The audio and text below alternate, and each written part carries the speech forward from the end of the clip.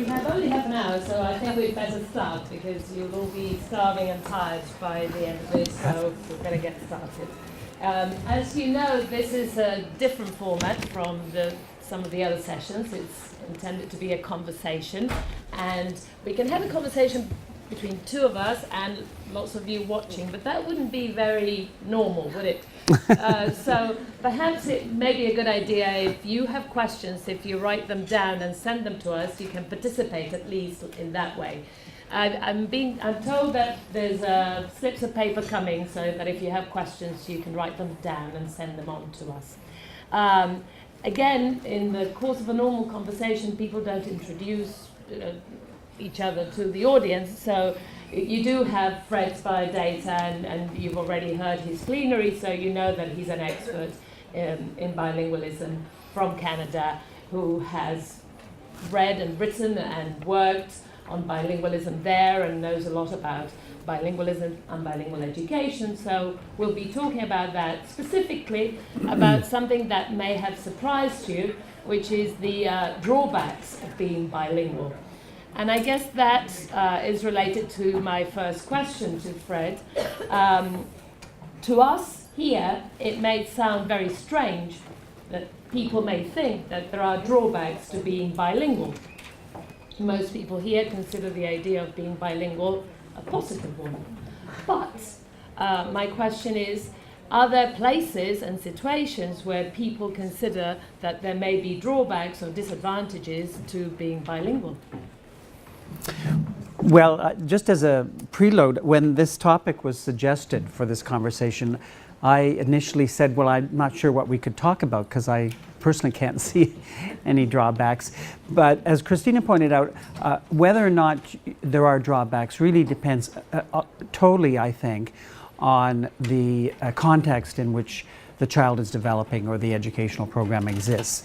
So in a community like Montreal, there arguably are some drawbacks, but by and large, people see bilingualism as not only positive, but it's really almost a necessity, because it's a community where there's a majority language, French, and in a minority language, English, which happens to be a very important language worldwide. So English-speaking children have to learn French to fit into Quebec, but in a sense, French-speaking children want to learn English in order to fit in globally. So within that context, I think whatever drawbacks there are minimal. We can talk about what those might be. But there are contexts, in fact, where being bilingual or being in a bilingual environment could be disadvantageous. And I'll give you an anecdote, which perhaps is an extreme example, but I can imagine there are other contexts where this anecdote is also relevant. So I worked in Japan, in Tokyo, and outside Tokyo, and there was an English immersion program for Japanese-speaking children. And this was in an independent school, so it was not part of the public school system. And these were parents who are very keenly interested in their children learning English. They were Japanese-speaking children. But at one of the afternoons, I had a meeting with parents. And it was very interesting getting the parents' point of view, because while they were very keen on their children learning English in an immersion program, it was also very clear that there were social and cultural issues for their children. Because in Japan, to be different from other children is problematic. There's an expression in Japanese that the nail that sticks out gets hammered down. And if you've ever been to Japan, you've probably heard this saying. But it's because it's a culture where uniformity and being the same is very, very important. So, and being bilingual is being very different, and you're standing out from other children. So I think that there are other communities around the world where being different can be problematic from a social point of view, but also there may be individual children who feel that being different because they're in a bilingual program or because they're being raised bilingually is problematic. It's not uncommon for children who grow up in bilingual families, for example, where, say, the mother speaks the dominant language and the father speaks minority language. In fact, I met a mother yesterday like this. She speaks Spanish and her husband speaks French. The child has learned Spanish and French, but has never used French even in the family with the father. And he's very good at French when you see him in an environment where he has to use French, but if he has a choice, he chooses not to. And while I don't know for sure why this is, I think to a large extent it's because his sense of identity with his peers, who are largely monolingual Spanish speaking, is so strong that he does not want to be seen as different. We even see this in Montreal, where sometimes French-speaking children who are in bilingual families, when they're in the grocery store with their mother and the mother wants to use French with them, but they're in an English community, they refuse to use French with her. They want to use English because they want to be like the other kids. So I think that you can see this as a disadvantage in that from the learner's point of view, they are ambivalent about it, and they may even be resistant because they feel that it makes them different from other children. And this is going to happen with very young children, even in the preschool years, children who are in preschool programs that are bilingual. And it's so interesting to see how early on children are able to identify the power structure within the language community. And I guess it's because if they're in a daycare center or a preschool program where the teachers are speaking mainly English, or the kids are speaking mainly English, they quickly realize that that's the language that most people speak, and I want to be part of this group, so I'm not so enthusiastic about using this other language. So I think that can be a struggle. It can be a struggle not only for the children but for their parents, because if they want their kids to really master the language, using it is important. And then parents have to decide, how far do I push this? Because if you push it too far, you may get pushback where the child doesn't want to use it at all. It's not uncommon to find families where the parent might use the minority language and the child uses only the majority language. So it's a bit odd. It's like our conversation, it's a bit odd. But I think it pays off even in that case where the children are not using the language. They're hearing it, they're acquiring implicit competence, and in environments where they really need to use it, then you can see that they really know it. I guess one important distinction there is that between family bilingualism and bilingualism that is developed in other contexts. For example, many of the people here will be involved in bilingual education programs, and I think that whereas they may be acquainted with cases of family bilingualism, they I'm probably more worried about what happens in educational contexts and what may be perceived as drawbacks at some stages that are later compensated for in other ways, from what the research says, I believe. Well, there are issues if children are in bilingual programs, depending on the nature of the program, that children in these programs may not be at the same stage of linguistic, especially literacy development, as children who are in a monolingual English program. So, for example, again, I'll give you some examples from Montreal because I'm very familiar with it. When the immersion programs, French immersion programs that I described yesterday, were first introduced, the children were in the early total immersion program. So they were taught to read and write formally in French before they were taught to read and write in English. And we know from research that in the long run, that's fine. These children have no trouble learning to read and write in English. And when we evaluate their skills in grades 4, 5, and 6, they're doing as well, and in some cases actually better than monolingual children. But there was one school where there was a problem. And this anecdote is sort of cute because I think it illustrates how we become aware of many of these problems. So what happened was there started to be some concern about the fact that the children were only learning to read and write in French because when some of the boys, they belong to Cubs. Do you know what Cubs is? It's a boys' club. They teach the boys how to pitch a tent and Junior Boy Scouts. Yes, right, okay. So when they would go to the Cubs, Junior Boy Scouts, there were things that they would have to read in English. But they couldn't read it in English because they were learning to read and write in French. So this became an issue because even though we knew that it wasn't really a problem in the long run, for these children in their day-to-day lives, they were handicapped in a sense. So I think, in fact, what happened with this community is that they actually introduced English reading and writing earlier than they normally would. Because of the Cubs. Because of the Cubs. So I think that can be a drawback in some communities, that if the children are not able to read and write, and if they're not at a level, age level or grade level, in their language skills, whether it's oral skills or written skills, people may start to worry. Parents may worry. The Boy Scouts might start to worry. And that's a bit of a disadvantage, because what it means is, I think from the parents' point of view and the child's point of view, they're now confronted with an issue which they wouldn't have to deal with if they were in a monolingual program.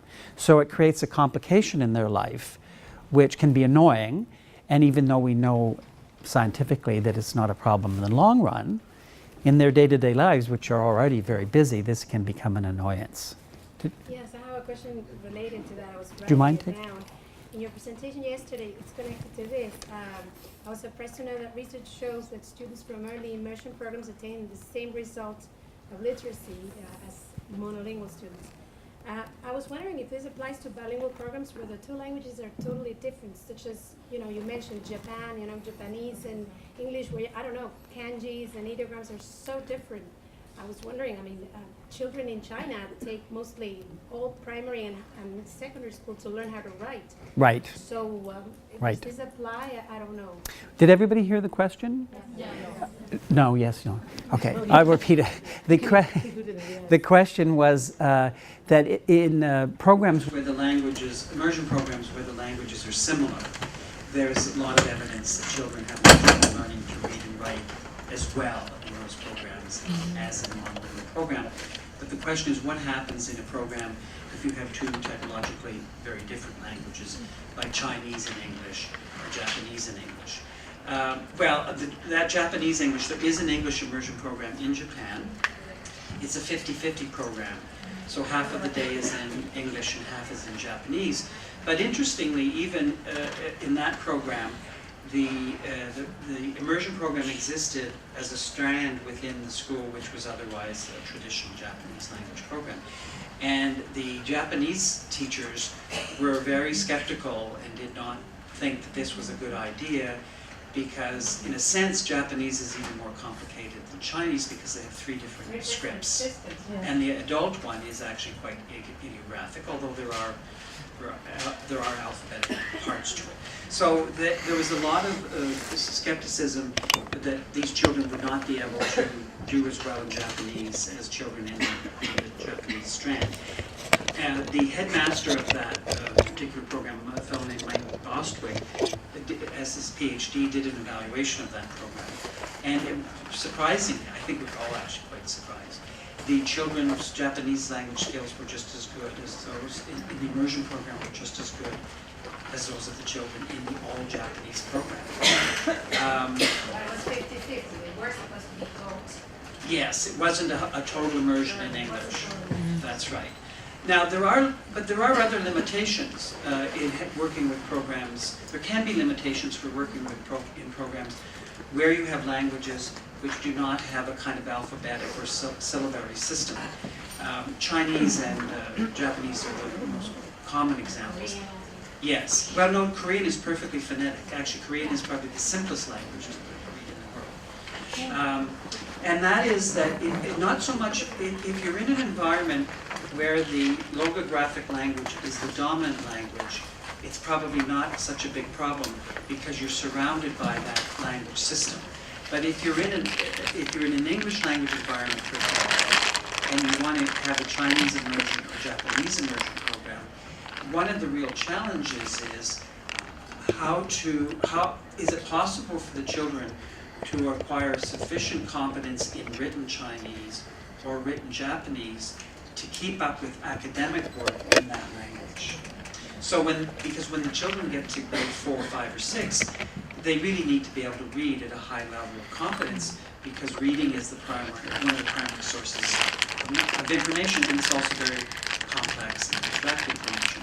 And it's not at all, I guess with Chinese you could use Pinyin, which is alphabetic, or Slavic, I'm not quite sure. But I think when people in in a community where the language is alphabetic, but the second language is not alphabetic, then I think people are making difficult decisions about how far they can go in using the non-alphabetic language to teach academic subjects.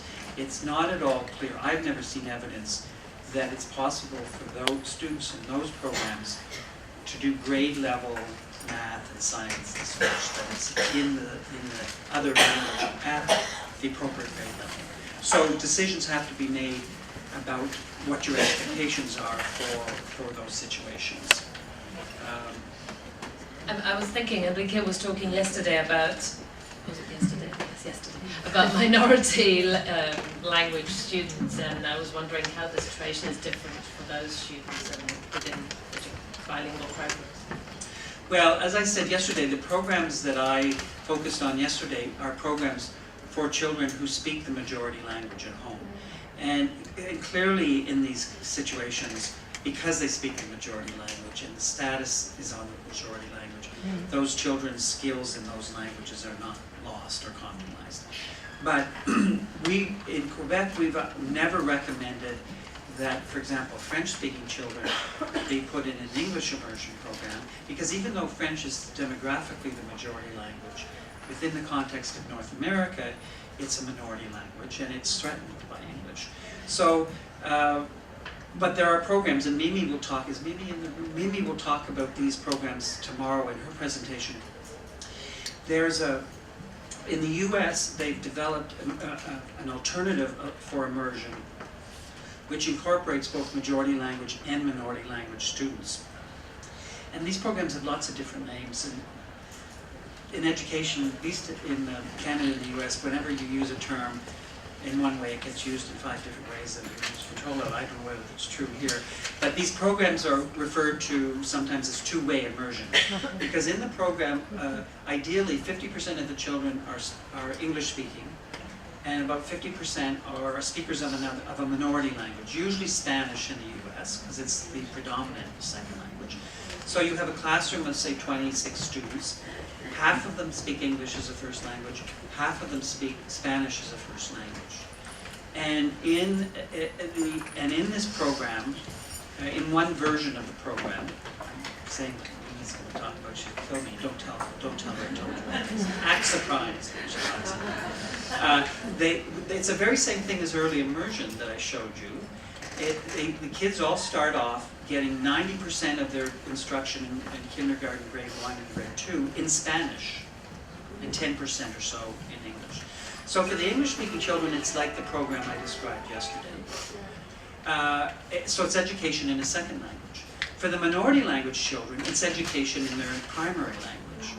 And the rationale behind these programs is that the children who are members of the majority group, they are not put in jeopardy by being taught in a second language, because their language surrounds them and it has high status.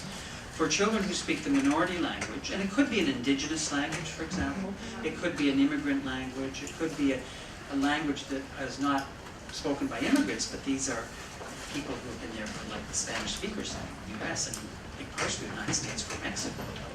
So you can hardly call it an immigrant language.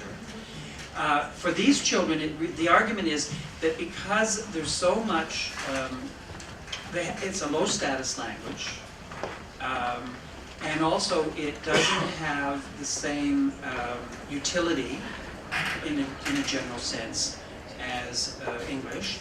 And primarily, all of these kids want to learn English because they want to be like everybody else. So in order to protect the language, but also in order to make sure that these children develop a very solid foundation in their native language, they should get educated in Spanish. So that when they go to learn English, they have a solid foundation that then transfer to learning English, as in the way that I said that you get this bootstrapping thing for these minority kids. If kids are literate in Spanish, Mexican children who immigrate to the United States and they've been educated in Mexico, they have no trouble in school. They have very solid literacy skills, very good academic skills, and a lot of those skills transfer to the acquisition of English and learning through English. But native-born Spanish-speaking children often come from families where there's low literacy, low socioeconomic status, they don't have the advantages of a lot of literacy in the home. So the idea is we'll teach them to read and write in Spanish because this is a language they already know. It'll be easier because if you teach them to read and write in English, you're teaching them the language and you're teaching them to learn to read and write, and you're trying to teach them subject matter. So doing it in Spanish will be easier, and then they will transfer those skills to English. And there's a lot of evidence that this is very effective. So that's why I said yesterday, what I said about these programs is really relevant to kids who speak a majority language, but it's not necessarily true for children who come to school who speak a minority language. These are different kinds of learners, and they need different kinds of educational experiences.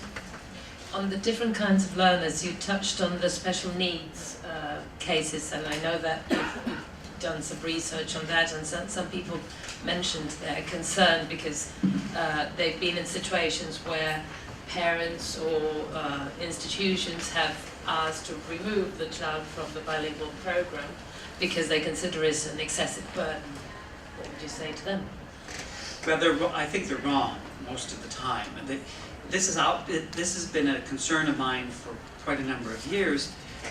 Again, to use sort of Montreal as the case in point, these English-speaking children in French immersion programs are there because French is the majority language. So in the province of Quebec, 80% of the population speaks French. The official language of Quebec is French only. In order to hold certain professions, medicine, lawyers, so forth, you have to pass French language exams. So for these children, they need to learn French in order to stay in Quebec and thrive in Quebec. And so immersion was a way of providing them better opportunities to learn French. But then what started to happen is, as the programs were introduced, and this is a very widespread phenomenon, but it probably happens here as well. There was a lot of self-selection, so the parents who were choosing to put their children in the program were middle-class parents, highly literate parents, high expectations for the kids. The kids were academically very solid, so they were doing well. But parents who thought their children might have trouble in school because they had a language difficulty or delay, they thought that they might have behavior problems or whatever, they thought, well, maybe immersion's not such a good thing because my child is probably going to have trouble in a monolingual program. If they have to learn through a second language that they don't know, it's going to be even more challenging. So parents were holding the children back from participation. But also there was a tendency in the school system for, and this varied a lot from school to school, but some teachers, some principals would counsel parents with children who were not likely to do well in school, that maybe this wasn't for them. Maybe they should really just put their child in the monolingual program because they would have less difficulty. So what happened was there was on the risk of become very elitist. But in a community like Montreal, we have to question whether there are certain children who can benefit from these programs and other children who can't, because this is not a skill which is optional. This is a skill that is really, really important. So we've done a lot of research to look at whether children who might do poorly in school do more poorly in immersion than in a regular program. And we haven't looked at all children who have all sorts of difficulties because this is very difficult research to do. We've looked at children, as I said before, low SES, low socioeconomic status, kids with poor native language skills, children with poor intellectual skills, and so on. And we've always found that those children do just as well in immersion as they do in a regular program. What we haven't been able to look at, because it's difficult, we haven't looked at children with ADHD, attention deficit disorder. We haven't looked at children with autism spectrum disorder. And you can imagine, if you've done research, you can imagine this is difficult to do. Partly because these children never even get into the program, but partly because they get in, they struggle in a regular program, and then it's immediately, in many cases, the advice is, maybe this isn't the right program. But I have not seen any evidence, except I'll give you one exception. I don't know of any case of children who have learning challenges who cannot become bilingual. especially in an immersion context where you're using a communicative approach, you're using children's natural language abilities. You're not trying to teach them the pluperfects adjunctive. Are school hours the same? I mean, Pardon? do they have to spend the same time at school, or are they longer programs? No, by and large, the programs are the same length of time, 5.5 This year, bilingual schools are publishing. So there's really no evidence that I know of, either in from bilingual programs or from, we've done research and other people have done research on children who grow up in bilingual environments. And I'm going to talk about this this afternoon, who have an English-speaking mother or French-speaking father. And there's research that looks at children in those families with Down syndrome. And there's some now on research on children with autism spectrum disorder. And this research also is showing these children are no worse off than similar children with the same challenges in a monolingual home. So the one situation which I would worry about, and maybe you've had experiences with this, is children who have a hearing problem. So occasionally I'll get emails from parents that say my child has a hearing disability. Sometimes this is considered a central processing difficulty. I think it's the same thing probably as hearing difficulty. What should I do? And I don't know what to say in those cases, because I could well imagine that if you can't hear very well, then learning two languages is difficult. But you know, my attitude is, here I'm sort of telling you what I'm going to say this afternoon, you have to give every child a chance. And whether you give the child a chance depends on the context. If it's important for that child to learn both languages, then you have to give the child a chance. And then you see what happens.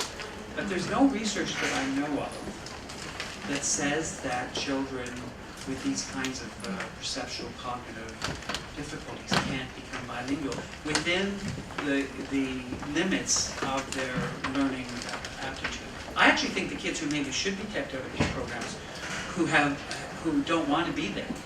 I mean, there are kids. There was one case where I was talking to a parent and he'd put his son in a French immersion program, and you know, kids all go through it. A lot of kids go through a period when they don't want to go to school because they have to leave home. This child was the same, but it went on and on and on. So for the first several months of kindergarten, it was a terrible trauma leaving this child in school. He didn't want to go. He hated what was going on. Finally, they moved him out of the French immersion. He didn't like French. He didn't like his French language teacher. Didn't like anything. So they finally moved him into the regular monolingual program. So I said, well, so how is this going? He said, still a big drama. But not the bilingual program, right. drama. There's just 1 minute left. There's one question that I believe you've answered about minority language speakers, but if not, you can perhaps talk to Fred after this. And there's a question that I think we can perhaps briefly answer. What about, are there studies that have compared I presume the results of student learning is that telling me that it's the end? Wow. It's like the Academy Awards. The results comparing native versus non-native teachers. Right. Should teachers in these programs be native speakers? Well, I don't think it's either or. I don't think that if you're a native speaker, that qualifies you to be a second language teacher. You have to know more than the language.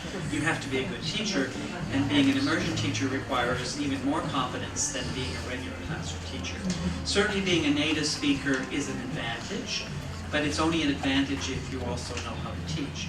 I don't think it's, because you can do a lot of damage if you're a native speaker and you're incompetent. But also I think that there are teachers who are second language speakers who can do a good job in these programs. I think that those teachers probably have to stretch themselves to learn the language more and more. I think it's especially important if they're working with young children, not older children, because with young children you have to have a lot of control over the language to modify it, to accommodate the child. I think it's less important actually in the higher grades, although there you need competence in the language or the discipline that you're teaching. So I don't think it's either or. I think that it's a combination of language competence and professional competence. And on that note, thank you very much, Fred. Thank you.